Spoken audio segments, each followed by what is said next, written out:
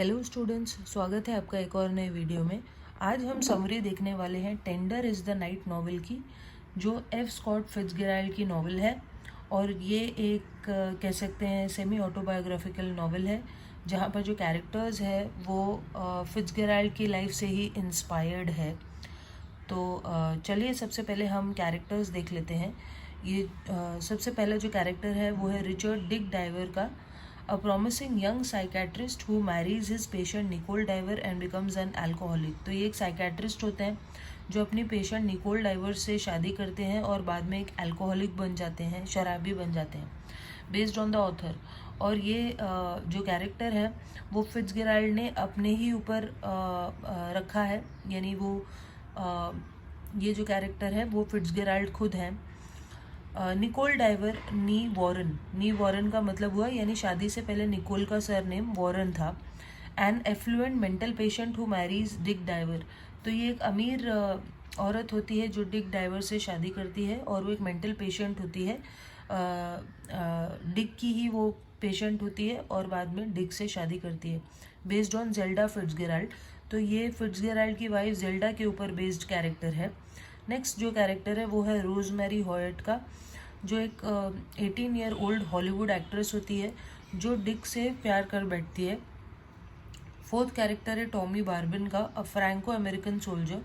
तो ये फ्रैंको मतलब फ्रेंच अमेरिकन, तो ऐसे फ्रांस के ऐसे लोग जो अमेरिका में रहते हैं उनको फ्रैंको अमेरिकन कहते हैं। तो वो एक ऐसा सोल्जर होता है with whom Nicole Diver has an affair. Nicole Diver का उसके साथ अफेयर होता है। तो आई होप आपको समझ में आया कि डिक का अफेयर रोजमेरी के साथ होता है और निकोल का अफेयर टॉमी बार्बिन के साथ होता है। तो ये थे कैरेक्टर्स। अब चलिए हम लोग समरी देखते हैं कि इस नॉवल में क्या बताया गया है। Rosemary Hoyt, a beautiful 18-year-old movie starlet on vacation with her mother, arrives at a rather deserted portion of the French Riviera। तो रोजमेरी हॉयट एक 18 ईयर ओल्ड हॉलीवुड एक्ट्रेस होती है और वो वेकेशन मनाने के लिए अपनी मम्मी के साथ फ्रेंच रिवेरा में आती है। फ्रांस की एक जगह है फ्रेंच रिवेरा, जहाँ पर खूब सारे बोट्स वगैरह, शिप्स वगैरह होते हैं, बीचेस है, अच्छी जगह है वो। तो वहाँ पर वो वेकेशन मनाने आती है अपनी मम्मी के साथ। There Rosemary meets Dick Diver, a handsome American psychologist in his 30s, with whom she instantly falls in love।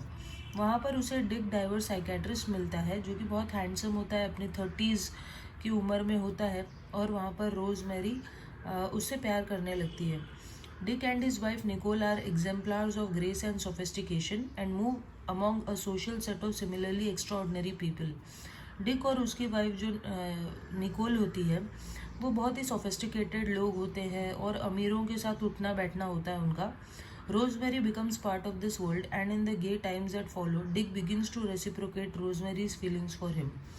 तो रोजमेरी भी इस दुनिया का हिस्सा बन जाती है, अमीरों की दुनिया का हिस्सा बन जाती है। और आने वाले दिन में डिक भी रोजमेरी की तरफ अट्रैक्ट हो जाता है। Everything goes splendidly until after an alcoholic friend of the divers accidentally kills a man. Rosemary discovers Dick comforting Nicole, who has had a mental breakdown। तो सब कुछ ठीक तरीके से चल रहा होता है, लेकिन फिर एक शराबी फ्रेंड होता है डाइवर्स का, जो किसी आदमी को मार देता है। तो ये सब देखकर रोजमेरी जो है वो देखती है कि निकोल एकदम ब्रेकडाउन हो गई है। उसे ये देखकर बहुत सदमा पहुंचा, ये जो चीज़ हुई कि एक आदमी ने दूसरे को मार दिया है, ये सब देखकर निकोल को बहुत सदमा पहुंचा और वो मेंटल ब्रेकडाउन होता है उसका, बहुत ज़ोर ज़ोर से रो रही होती है और डिक उसको चुप करा रहा होता है। और ये चीज़ रोजमेरी देख लेती है कि डिक निकोल को चुप करा रहा है। तो अभी स्टोरी जो है पास्ट में चली जाती है, फ्लैशबैक चलता है कि निकोल के साथ क्या प्रॉब्लम है ये हमें पता चलता है।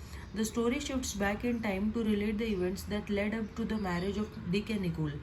तो पास्ट में स्टोरी चली जाती है और हमें पता चलता है कि डिक और निकोल की शादी कैसे हुई। Dick attended Yale, was a Rhodes scholar and then move to Vienna to study clinical psychology. तो डिक बहुत ही ब्राइट स्टूडेंट था, वो येल में पढ़ा, एक रोड्स में वो स्कॉलर भी था, बहुत बड़ा स्कॉलर था, और वेना में जाकर उसने क्लिनिकल साइकोलॉजी पढ़कर वो साइकोलॉजिस्ट बन गया। Once, as Dick was leaving a clinic on the Zuriski, he met the 16-year-old Nicole Warren.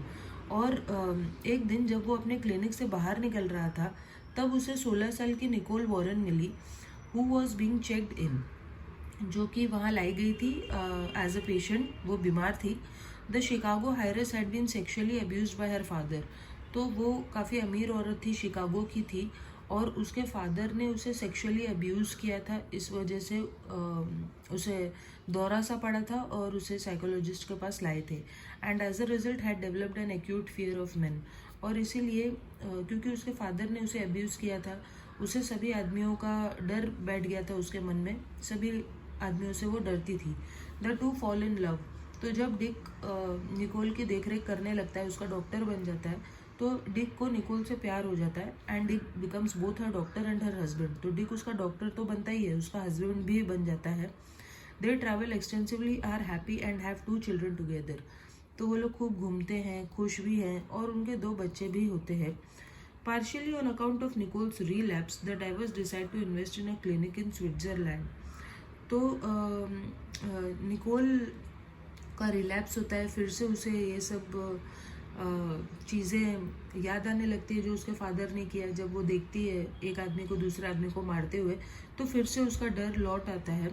और इसीलिए जो निकोल और डिक हैं, वो लोग एक क्लिनिक में इन्वेस्ट करते हैं स्विट्ज़रलैंड में. स्विट्ज़रलैंड में मेंटल इंस्टीट्यूट वो लोग खुलवाते हैं, क्लिनिक खुलवाते हैं. Things begin to unravel. लेकिन वहाँ पर चीज़ें बिगड़ने लगती है.